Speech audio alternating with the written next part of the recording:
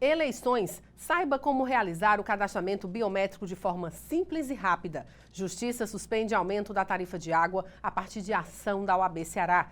Casa José de Alencar recebe lançamento do livro Eleições 2018, um pleito atípico. Tribunal de Justiça do Ceará e Grupo de Apoio Acalanto capacitam pretendentes à adoção. Conheça as vantagens da Previdência Complementar da OAB Prev e as dicas da nossa agenda com os concursos jurídicos com inscrições abertas. Os principais destaques do Judiciário brasileiro você confere a partir de agora no programa Mundo Jurídico.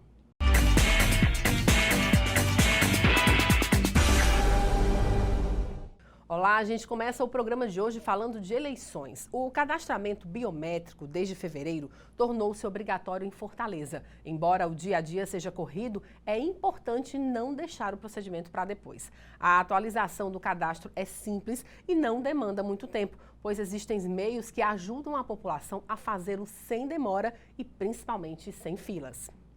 Os fortalezenses têm a opção de agendar o atendimento para o dia e o horário mais convenientes. Basta ligar para o número 148 ou acessar o site tre-ce.jus.br.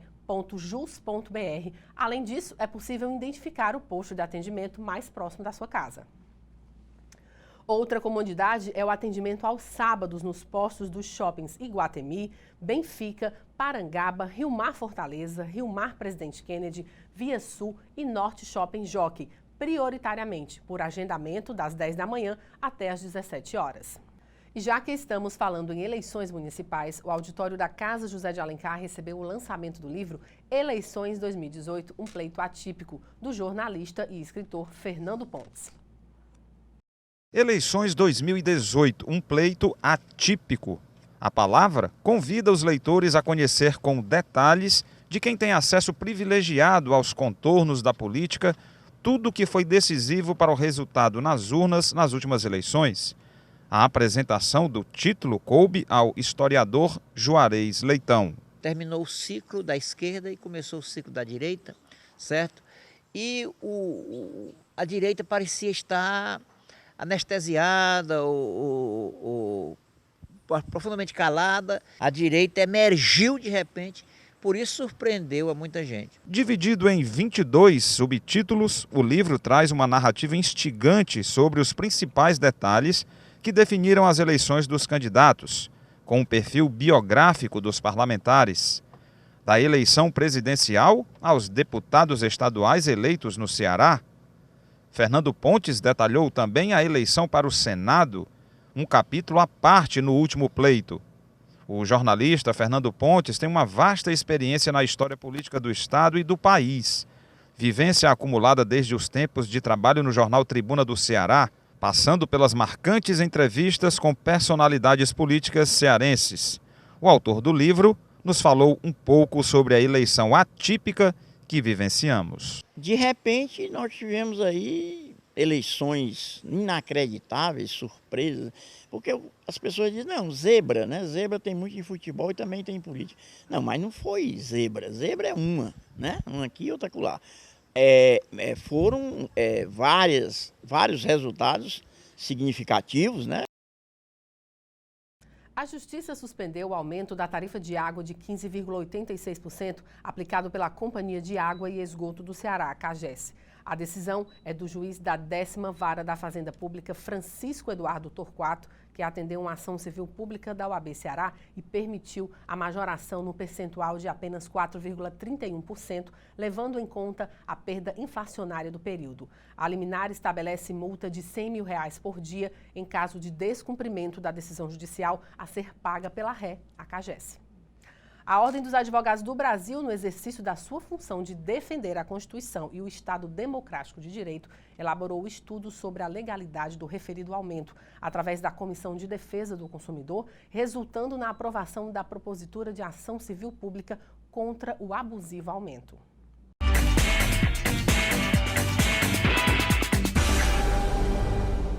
A Faculdade Maurício de Nassau, hoje Uninassau Fortaleza, mantida pelo Grupo Ser Educacional, foi credenciada em 2011 e teve início das atividades em 2012.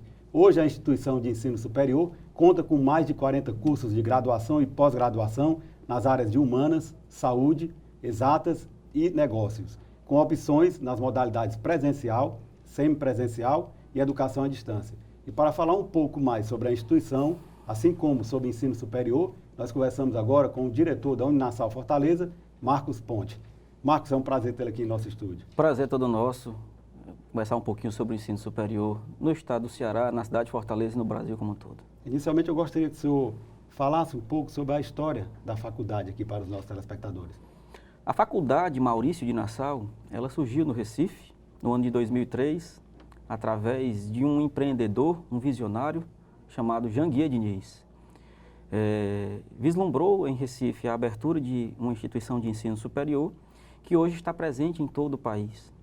Hoje em Recife é uma instituição que tem mais de 20 mil alunos, é uma instituição com curso de medicina, instituição renomada, e no ano de 2013 abriu capital. Abrindo capital, ela se espalhou para todo o país. Aqui em Fortaleza, ela iniciou as suas atividades no ano de 2012, unidadezinha pequena, faculdade minuta, no colégio, o antigo Colégio Doroteias, né? Que todos conhecem aqui em Fortaleza. Salles com a Guanambi. Exato, ali em frente ao jornal O Povo. Que passou recentemente por uma requalificação ali na Avenida Guanambi. Certo. E nós entregamos agora, em fevereiro deste ano, 2 grandes equipamentos à cidade. Um prédio, um edifício de 13 andares, com mais de 120 salas de aula e com espaços também muito modernos e um estacionamento para os nossos alunos. Então, a Uninassal, aqui em Fortaleza, iniciou suas atividades em 2012 e foi recentemente visitada pelo Ministério da Educação, no início de fevereiro, quando foi contemplada e vai ser elevada a centro universitário, com conceito máximo no MEC, nota 5, que é uma nota máxima que uma instituição de ensino superior pode receber, onde 3 avaliadores, 3 doutores, designados pelo Ministério da Educação, fazem uma vistoria durante 3 dias, in loco, e eles atestam a qualidade física e acadêmica da instituição. Hoje, no estado do Ceará, então, a Uninassal tem quantas unidades? Hoje nós temos 2 unidades em Fortaleza, unidade Doroteias e a unidade Parangaba, antigo Colégio Anchieta, antigo Colégio Evolutivo, ali na Dedé Brasil, com Germano Frank, de frente ao Shopping Parangaba. Nós temos uma unidade em Sobral, uma unidade em Maracanaú e uma unidade em Juazeiro do Norte. A Uninassal investe pesado também na responsabilidade social. É tanto que ela desenvolve uma política própria de responsabilidade social. O senhor poderia falar um pouco sobre esse tema? Nós temos um calendário anual de atividades de responsabilidade social. Nós distribuímos durante o ano, em todos os nossos cursos de graduação, atividades que têm como finalidade essa temática. Durante o ano nós temos Outubro Rosa, Maio Amarelo, né, diversas atividades que são contempladas com o objetivo de sensibilizar. Nós temos também, iremos instalar em breve, o nosso impostômetro. Já foi instalado aqui em 2 unidades, na Ordem dos Advogados e no Conselho Federal, Conselho Regional de Contabilidade, no CRC. Como nós construímos agora um novo edifício, nós iremos instalar nas nossas próprias instalações. O impostômetro é o único no Ceará, tá? Certo. É o único impostômetro do Ceará, onde nós medimos, calculamos os tributos federais, estaduais e municipais pagos no Brasil inteiro, no sentido de sensibilizar e mostrar à população a alta carga tributária que nós temos, para que a gente possa cobrar do poder público as devidas ações legais. A Uninassal ela tem uma forte preocupação no que diz respeito à inclusão social e ao desenvolvimento econômico e social. É tanto que ela tem aí uma clínica escola, né, que oferece a preços módicos, a preços populares, o atendimento tanto em fisioterapia quanto psicologia. Exatamente. Nós temos uma clínica, essa clínica fica ali próximo à Igreja de São Gerardo, na Bezerra de Menezes, onde nós recebemos a comunidade como um todo. Em muitos casos, sequer cobramos, né? Os convênios que nós temos estabelecidos com a Prefeitura e com o Estado permitem que as pessoas sejam encaminhadas sem custo nenhum. O objetivo da instituição definitivamente não é buscar recursos nessa atividade. É tão somente oportunizar a população mais carente o acesso à psicologia, o acesso ao atendimento psicológico, o atendimento fisioterápico. São 2 frentes que hoje são muito latentes.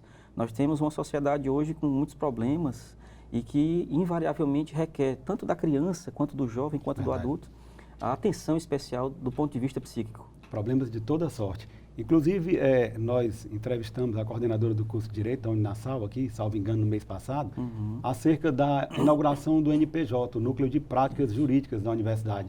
O senhor poderia falar um pouco sobre esse núcleo que se tornou uma realidade e que vai facilitar o acesso à justiça? Isso. O nosso NPJ, o nosso Núcleo de Práticas Jurídicas, é sediado na unidade Doroteias, teve sua inauguração realmente há um mês atrás, e ele é um sonho nosso realizado porque ele culmina um trabalho do curso de Direito. Uma instituição que tem um curso de Direito, ela só instaura o NPJ quando a sua turma já está mais maturada, porque quem faz o atendimento assistido à comunidade são os nossos alunos.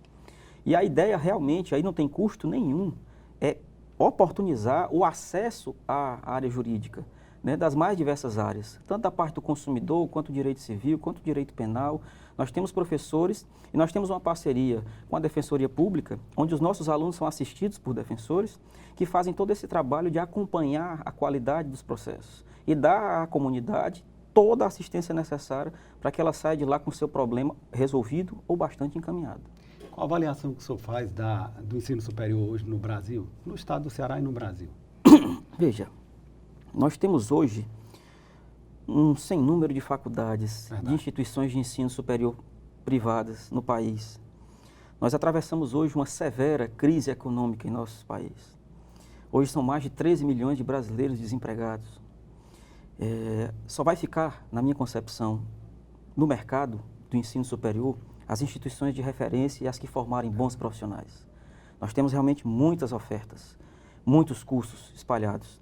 E o que vai fazer esse diferencial é o nosso corpo docente, é a qualidade do nosso ensino, do nosso serviço prestado e uma mensalidade, um ticket médio justo, que caiba no orçamento do brasileiro, que caiba no orçamento do cearense, do fortalezense. Nós temos hoje uma grande dificuldade, eu acho que a maior dificuldade que a gente enfrenta realmente é essa dificuldade financeira. Para ajudar ao nosso aluno, para ajudar a comunidade, nós temos um financiamento próprio. Aquele aluno que não tem condições de desembolsar, de pagar a sua mensalidade, porque o acesso ao FIES está mais difícil, porque o acesso ao ProUni está mais difícil, e ele quer buscar um financiamento que é muito melhor, inclusive, do que o FIES, porque não tem juros. A gente tem um financiamento próprio chamado Educred. Isso oportuniza aquele aluno das classes mais difíceis, mais abastadas, a terem acesso ao ensino superior. Isso para nós também é uma questão de honra, é um financiamento próprio, né? Não é com parceiro, é um financiamento institucional.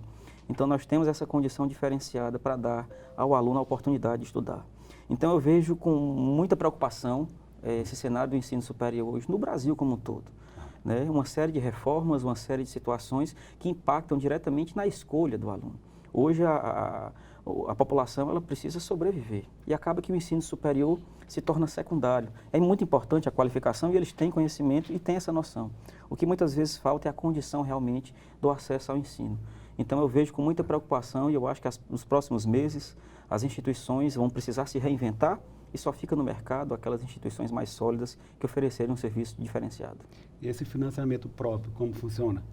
O Educred, ele financia todas as mensalidades, excetuando a matrícula, financia até 70% do valor da mensalidade, e aí o aluno tem o tempo que ele teve de curso para iniciar o pagamento. Então, se um curso ele tem 4 anos, certo, ele vai ter 4 anos para honrar com seus compromissos a juros zero, então logo termine o seu ensino superior.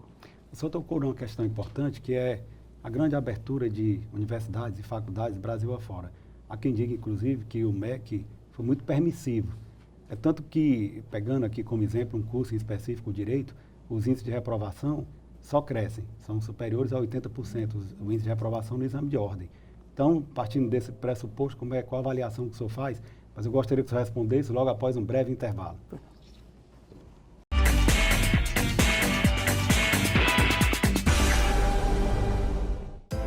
A Prefeitura investe no transporte público para melhorar a vida das famílias em Fortaleza.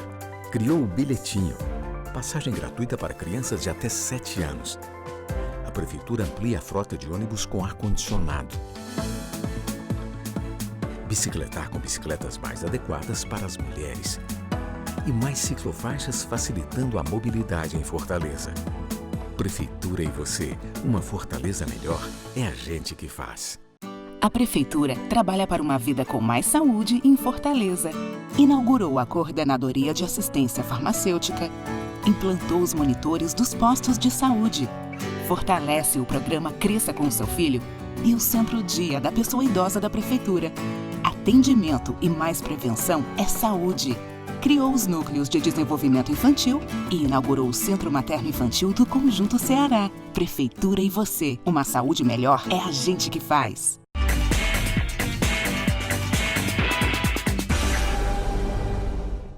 nós voltamos a entrevistar o diretor da Uninassal Fortaleza, Marcos Ponte.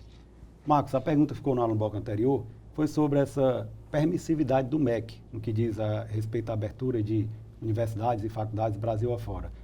Tanto que isso tem impactado, né, num curso específico, aqui tomando como exemplo o direito, num grande índice de reprovação no exame de ordem, né? De que forma isso tem prejudicado o ensino, né, no país? Você deu o exemplo do direito, mas nós temos diversas outras matérias publicadas recentemente, inclusive no Fantástico, onde instituições estavam aprovando alunos para que o ENAD fosse maquiado, para que a qualidade daquela instituição fosse supostamente modificada, né? Então, o que acontece é que a quantidade de cursos que nós temos, de instituições de ensino que nós temos, dificulta ao Ministério da Educação o acompanhamento. Verdade. E você colocar somente no ENAD a responsabilidade de aferir a qualidade de uma instituição é muito limitado, né? Você pode usar de vários argumentos, de vários mecanismos para que esse instrumento seja desvirtuado. Então, a gente prima muito pela qualidade. E isso é visto pelo nosso aluno, dentro das nossas avaliações institucionais, do nosso corpo docente e os nossos egressos, os nossos formandos, esses que estão no mercado de trabalho e que levam o nome da instituição. Você tocou muito bem no ponto da OAB, que é um problema crônico Brasil afora, dos nossos cursos de direito. Então, são cursos hoje que têm dificuldades de serem autorizados. O Ministério da Educação já está com freio de mão puxado nesse sentido, né? Cursos como medicina, odontologia, direito, eles têm muito mais dificuldade de serem ofertados. A medicina, por exemplo, ela não pode mais, em tese, ser ofertada por instituições particulares. Por isso que você vê uma oferta limitada aqui. Já aumentou bastante. Aqui nós temos algumas instituições que trabalham com medicina, mas nem toda instituição particular, mesmo com muito tempo de existência, pode abrir o curso de medicina, justamente para frear essa formação sem controle de vários profissionais que são extremamente importantes. Então, eu vejo que as instituições precisam cada vez mais se profissionalizar, cada vez mais mostrar para o seu cliente, para o seu aluno, a qualidade que a faz diferente das demais.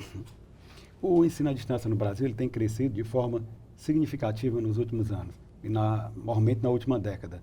Qual a análise que o senhor faz do EAD? Quais são as vantagens do ensino à distância? O ensino à distância é um caminho sem volta. Hoje a gente não consegue mais pensar no ensino superior sem a presença da educação à distância. Na Europa, 70% hoje do ensino superior é a educação à distância.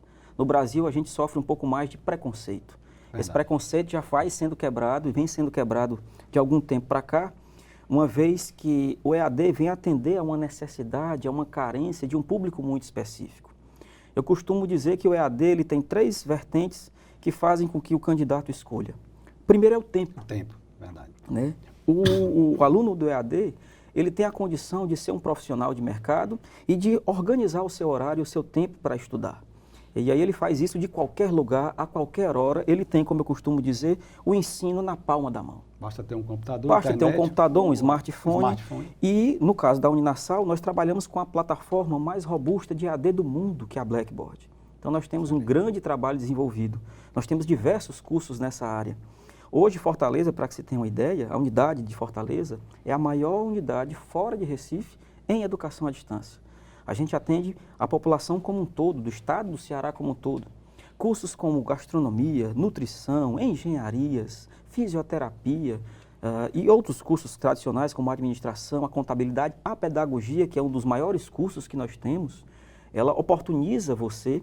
E aí vem o segundo aspecto que eu falei. O primeiro foi o tempo, o segundo é o custo. Né? Você tem geralmente uma mensalidade, um ticket médio, entre 30% a 40% inferior à graduação presencial. Né? E você tem um terceiro ponto, que é a facilidade de você não ter que estar diariamente na instituição para assistir a aula presencial. Você evita esse deslocamento contínuo diário, o que interfere diretamente no custo de transporte, de alimentação e das outras variáveis que o aluno tem, que não é só a mensalidade que ele paga.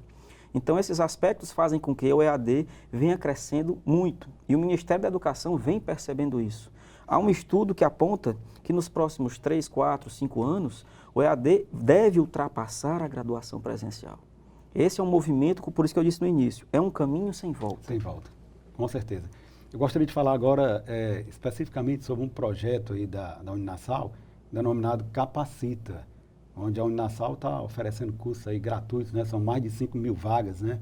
em diversos cursos. O senhor poderia falar um pouco sobre essa iniciativa? O Capacita, ele vem, mais uma vez, corroborar com a responsabilidade social. É um projeto nosso de responsabilidade social. Acontece sempre nos meses de janeiro e julho, nas férias, onde, nesse momento, nós oportunizamos, através de mais de 70 cursos de curta duração, inteiramente gratuitos, a possibilidade da qualificação do nosso povo, da nossa população.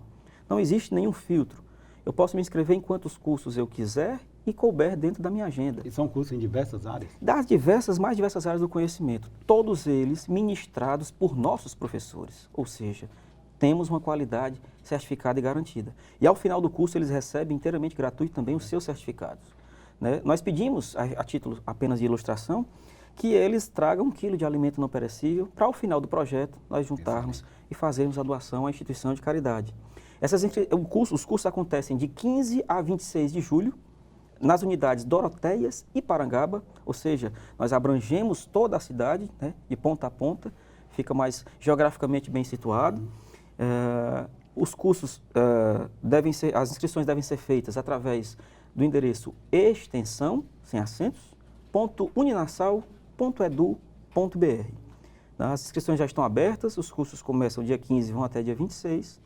E nós temos mais de 70 cursos em várias áreas do conhecimento, do direito, das ciências humanas, da gastronomia, do marketing pessoal, né, da edição de imagens, das diversas áreas que têm interesse para todo mundo.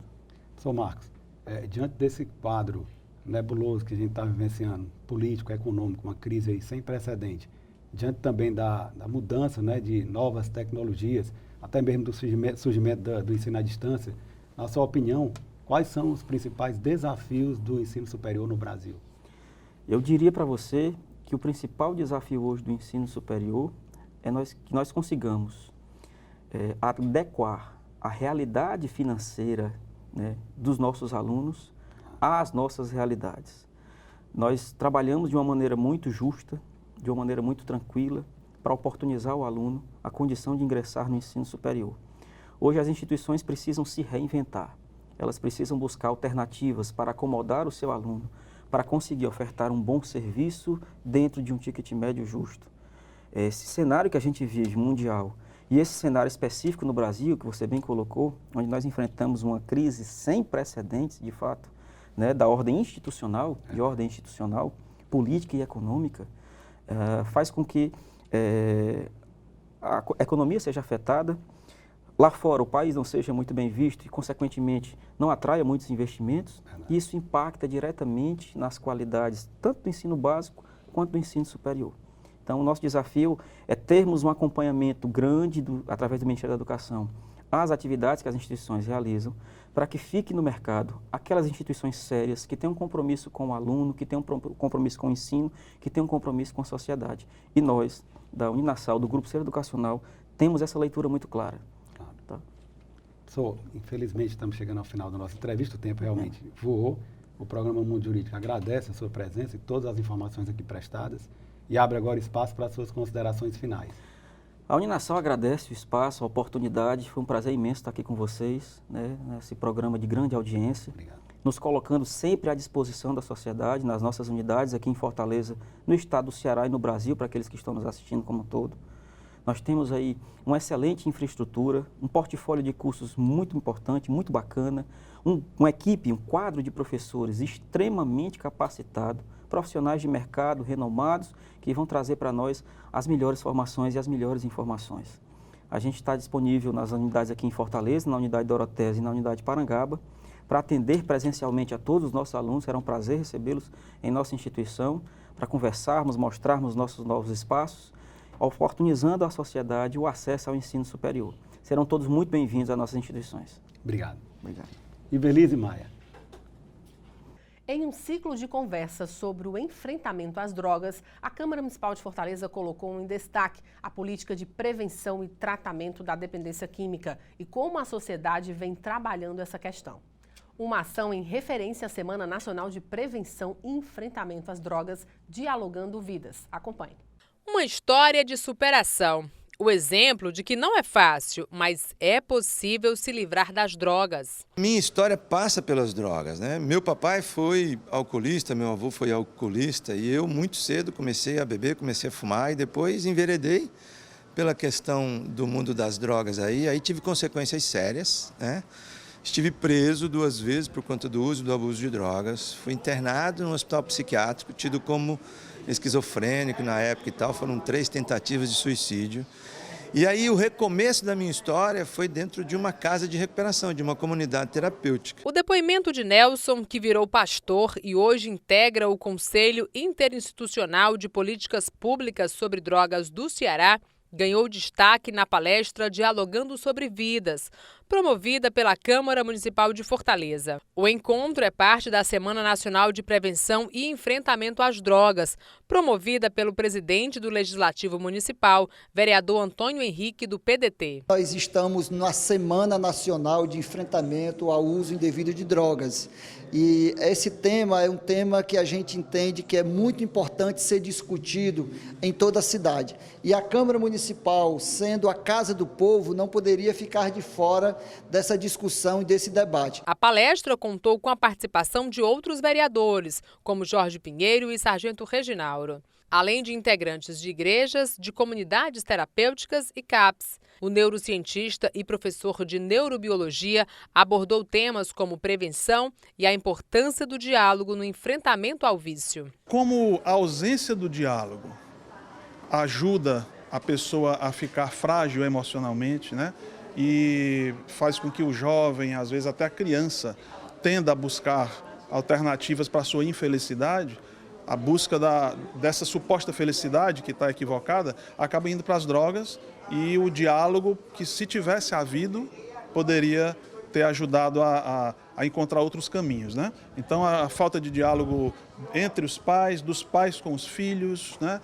Entre os educadores e os estudantes, a falta de diálogo generalizado, as relações estão todas superficiais. O encontro também contou com a participação de jovens da Rede Cuca. Eles fizeram uma apresentação artística. Eu só quero amor, que acabe o meu sofrer. Deixa eu dar pra mim o meu jeito assim, que alegre o meu viver. A Previdência Complementar fechada no Brasil vem crescendo a cada ano. O brasileiro percebeu que é preciso pensar no futuro, poupar hoje para ter qualidade de vida amanhã. Na prática, os planos de previdência complementar funcionam como uma poupança. É um investimento de longo prazo e uma forma de investir bem flexível e transparente, em que você pode acompanhar através de extratos a rentabilidade de seus investimentos. Formar uma reserva financeira para realizar um sonho e planejar uma aposentadoria segura a longo prazo, além de uma renda para o caso de invalidez e uma pensão paga aos seus beneficiários caso ocorra alguma fatalidade. Esses são os principais objetivos de quem já aderiu ao Plano de Benefícios Previdenciários do Advogado, OAB Prev Ceará.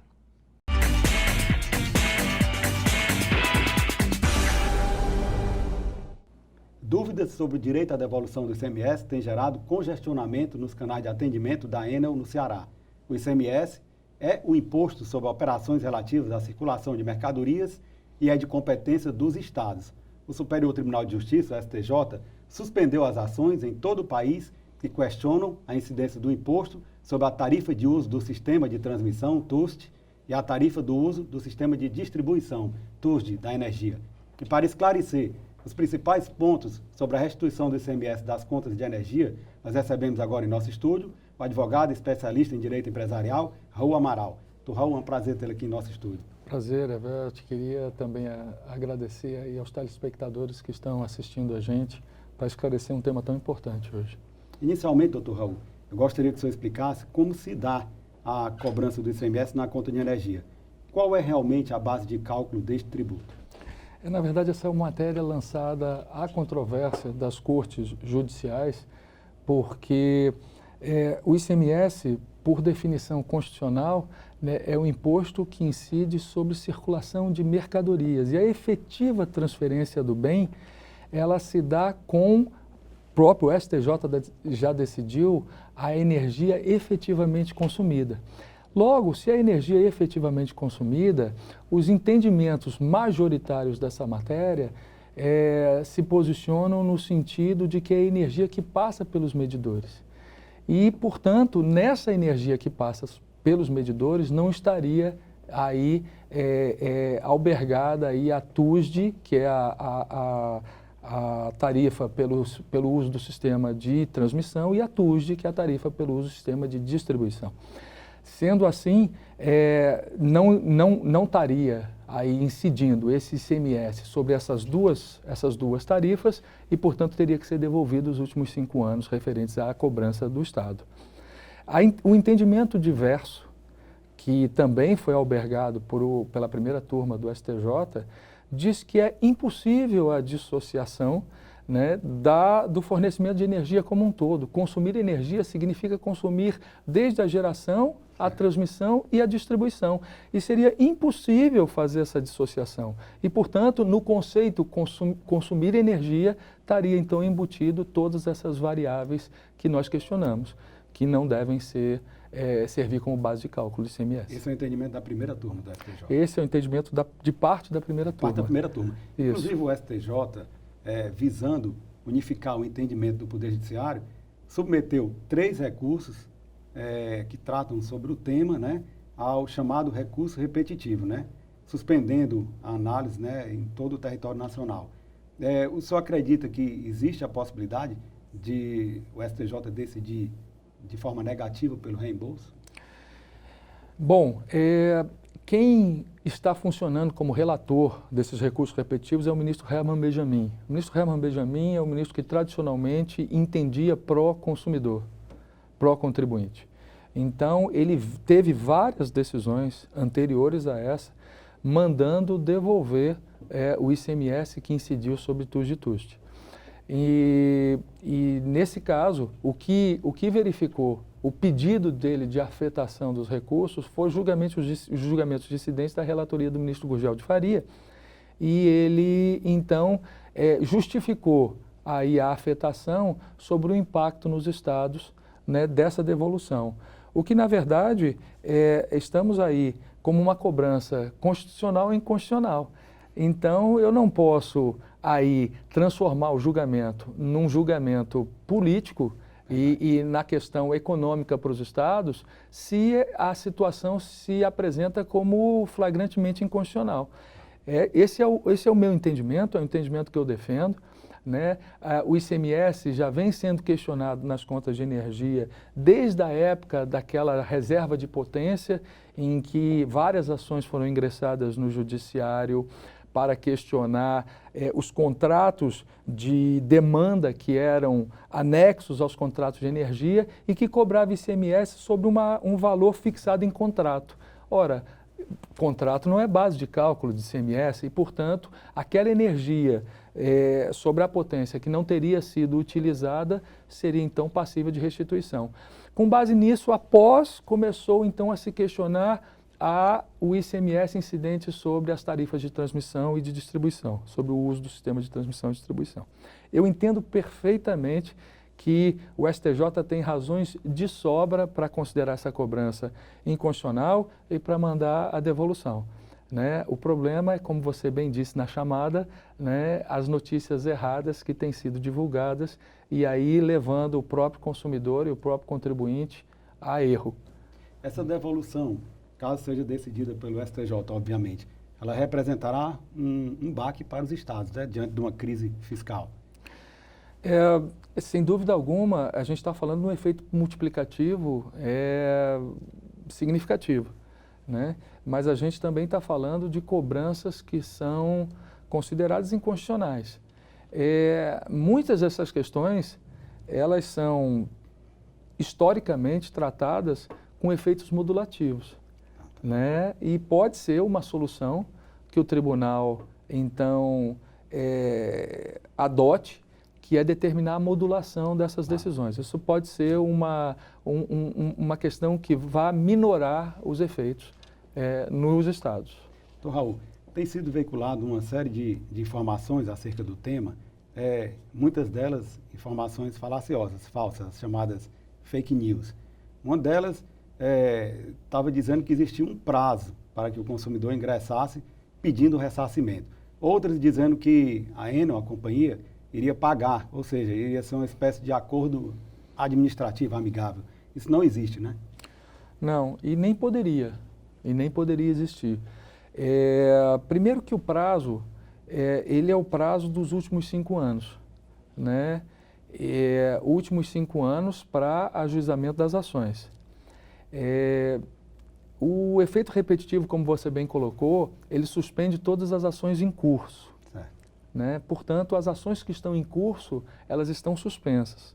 O que não quer dizer que não tenha que se ajuizar novas ações. É importante que o consumidor, que o contribuinte busque o ajuizamento dessas ações e que mesmo esteja suspensa, mas é o fato do ajuizamento dessas ações que interromperá a prescrição dos 5 anos. Então é fundamental. E com relação às notícias falaciosas, né, é lamentável que nós observemos aí fake news sobre a matéria, que o que faz é prejudicar toda a operação nas lojas da concessionária. Estamos todos buscando e contribuindo para que a concessionária preste um bom serviço. E não adianta que, dessa forma, eu vou, na verdade, prejudicar a concessionária com relação ao atendimento das lojas. A Enel saiu, inclusive, na semana passada com uma nota dizendo que todas as lojas estavam superlotadas. Pessoas achando que ia sair com dinheiro na mão de lá. E isso realmente acabou prejudicando a operação dentro das lojas. A Enel só estaria autorizada a devolver esses valores se fosse uma matéria regulada, o que não é matéria regulada pela própria Agência Nacional de Energia Elétrica. Então, mesmo decidindo o STJ pela inconstitucionalidade da cobrança, mesmo decidindo o STJ pela impossibilidade da cobrança do ICMS na TUJ e na TUJ, o particular terá que ajuizar a sua ação. E, para tanto, né, foi até bom você colocar, é importante a gente ressaltar o esforço da Enel em demonstrar esse histórico, porque na tarifa, na conta de energia do consumidor do grupo B ou do consumidor do grupo A, você vê bem definido na tarifa os valores de CUSD, de TUJ e de TUST. Mas na tarifa residencial, é muito complicado você verificar os últimos 5 anos desses valores. Então, quando você entra com o seu número de consumidor no site da agência da concessionária de energia, ela informa, então, o seu histórico dos últimos 5 anos. Ela facilita isso para você pegar essa informação e ajuizar a sua demanda perante a justiça. Doutor Raul, como pedir esse ressarcimento? É preciso procurar um advogado ou um defensor público? Eu gostaria que você respondesse logo após um breve intervalo.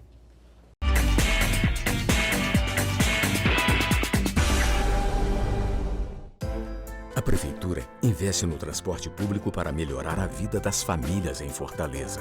Criou o Bilhetinho, passagem gratuita para crianças de até 7 anos. A Prefeitura amplia a frota de ônibus com ar-condicionado.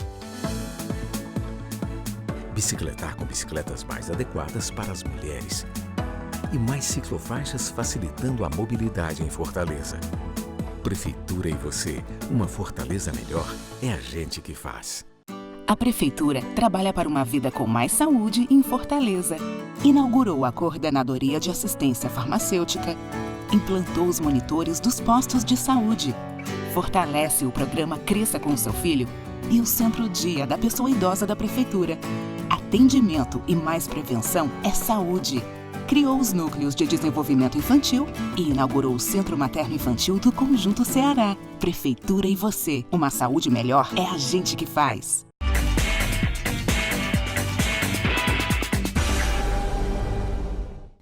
Voltamos a entrevistar o advogado especialista em direito empresarial, Dr. Raul Amaral, que está falando sobre o ressarcimento do tributo ICMS pago na conta de energia. Dr. Raul, a pergunta que ficou no ar no bloco anterior foi sobre de que forma o consumidor, o contribuinte, deve proceder caso queira ajuizar uma ação. É necessário que ele contrate um advogado ou um defensor público? Primeiramente, é importante que ele busque se documentar para isso. É importante que ele busque o máximo de contas de energia que ele tiver em seu poder e que, se possível, entre no site e dê o seu número de consumo, de consumidor e aí busca o seu histórico. A Enel já fornece esse histórico. Após isso, ele pode dispor de um advogado.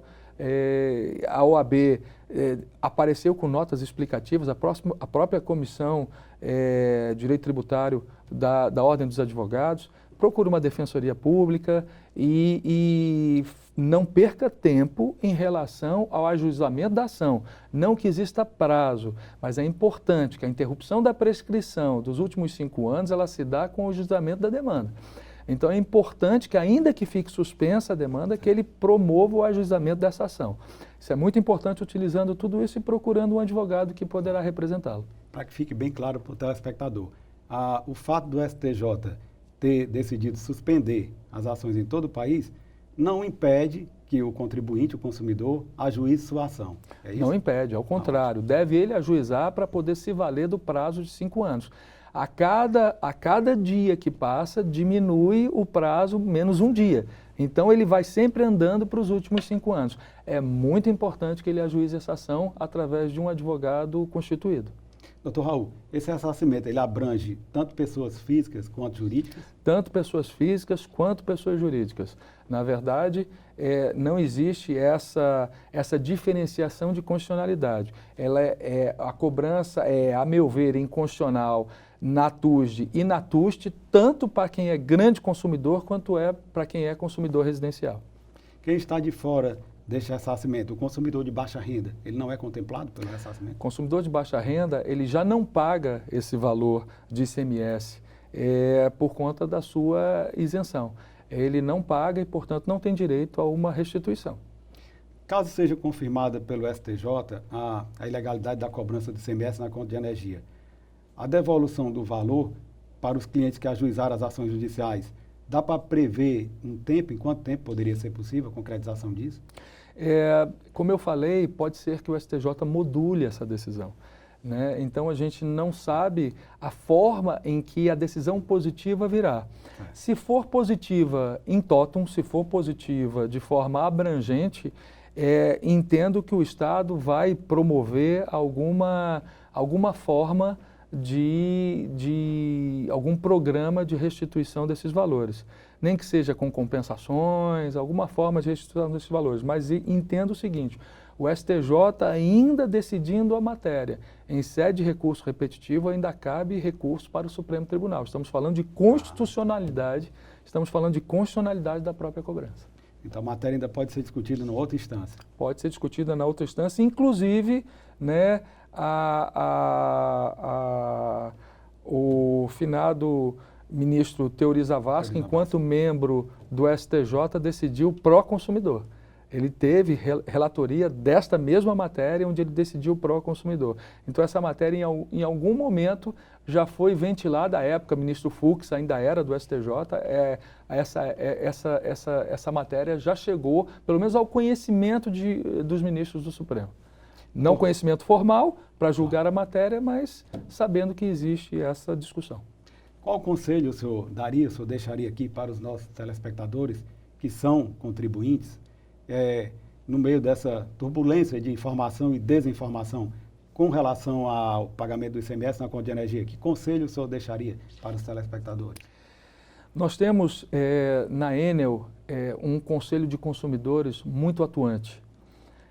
Esse Conselho de Consumidores tem representações de todas as classes, Velt.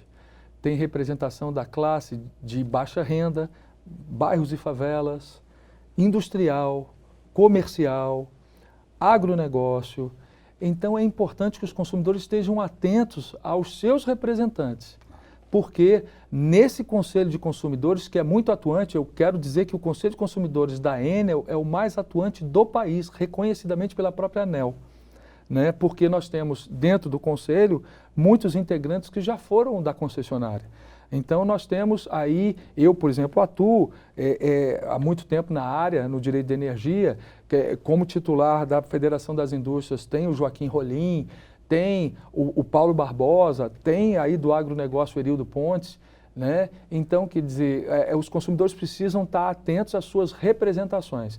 As representações, elas defendem não só esse esclarecimento, como defendem também a questão das obras necessárias para a expansão da rede, que também é outro tema muito importante da concessionária. O nosso estado, ele cresce economicamente também pelo crescimento da disponibilidade de energia, né? Então, esse Conselho de Consumidores, ele é muito atuante nessa matéria e pode esclarecer os consumidores. E fiquem bastante atentos, consumidores, não embarquem em fake news, porque antes já dizíamos isso aí, a boa ciência fala que antes de divulgar ou repassar uma matéria, verifique a origem e a veracidade daquela importância. A consequência disso é que nós tivemos, por alguns dias, a concessionária muito prejudicada, e a concessionária prejudicada, nós, usuários do serviço, acabamos prejudicados também. Com certeza.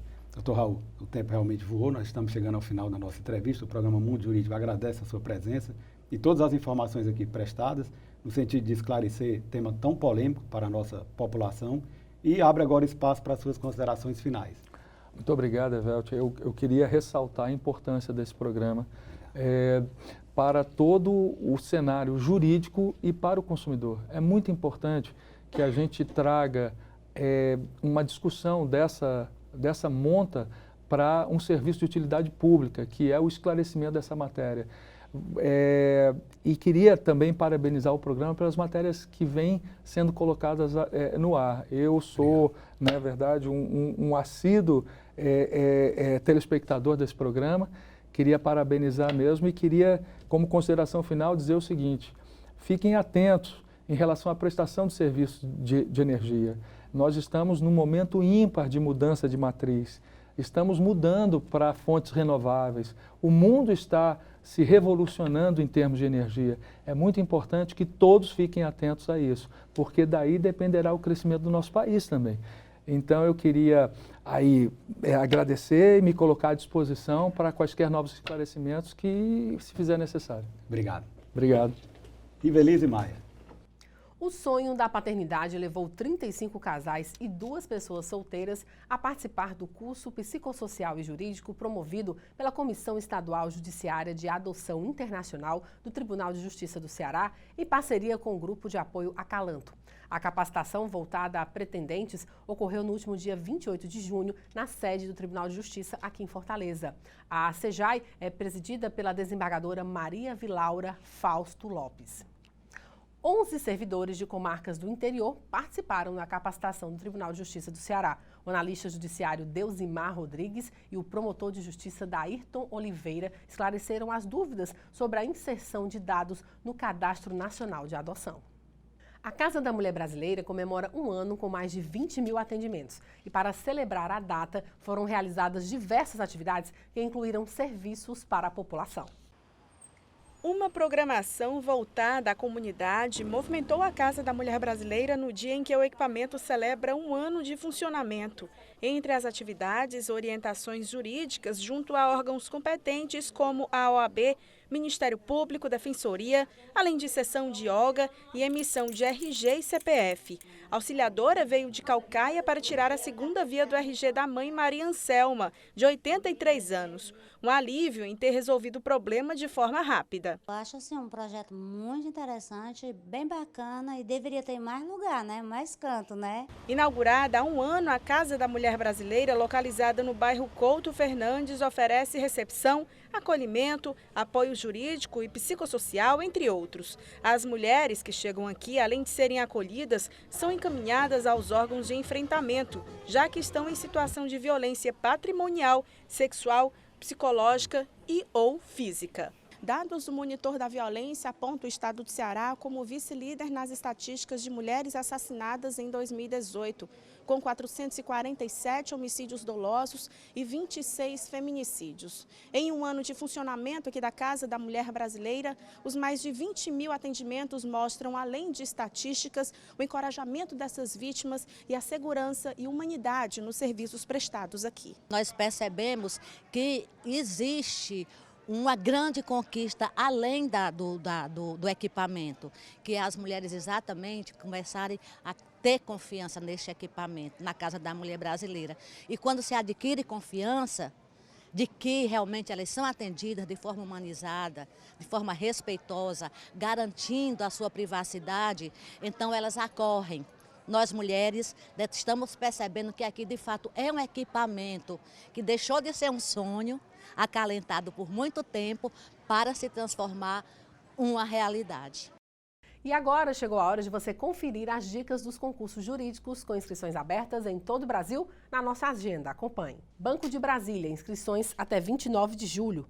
Conselho Regional de Odontologia do Rio Grande do Sul, inscrições até 8 de agosto. Fundação Educacional São Carlos, inscrições até 11 de julho. Prefeitura de Congonhinhas, inscrições até 19 de julho. E o programa de hoje fica por aqui. Você pode acompanhar as nossas reprises na TV Fortaleza, canal 61.4 digital, às quintas-feiras às 7 da manhã, aos sábados às 13 horas e às terças-feiras às 15 horas. Siga nossas redes sociais no Instagram, Facebook e assista o nosso programa também no canal no YouTube do programa e da Câmara Municipal de Fortaleza. O programa Mundo Jurídico é exibido também aos sábados, às 10 da manhã, na TV Economy News Brasil, do sistema RP Brasil de Comunicação. Obrigada pela sua companhia e a gente se vê na semana que vem. Até lá!